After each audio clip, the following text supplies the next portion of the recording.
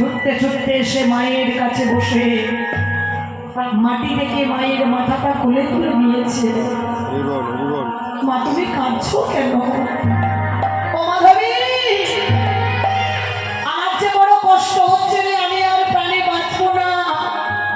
মা তুমি কেঁদো না, মা তুমি কেঁদো না।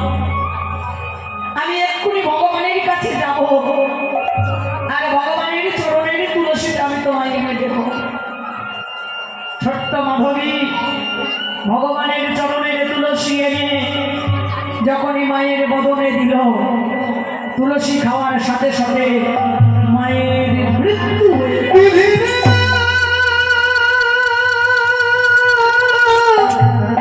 মাধবী চিন্তা করলেন, মা বুঝি আমার ঘুমিয়ে পড়েছে, দেখি তো বাবা আসছে কিনা। বাবা তো ভিক্ষায় গেছে গো।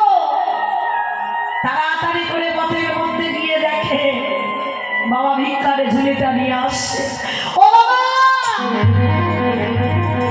কিরে মাধবী, তুই এমন করে চিৎকার করছিস কেন? তুমি তাড়াতাড়ি এসো, মায়ের বড় শরীর খারাপ, কোনো কথা নয়। সে কি, চল চল চল। তাড়াতাড়ি করে ছোট্ট মেয়েটির হাতটি ধরে বাড়ির ভেতরে প্রবেশ করে যখনই মাধবী মাধবী মাধবী বলতে বলতে ও মা ছোট্ট মাধবীর হাতটি ধরে বাড়ির ভেতরে প্রবেশ করে যখনই সেই মায়া যখনই সেই মালতীর কাছে গেল,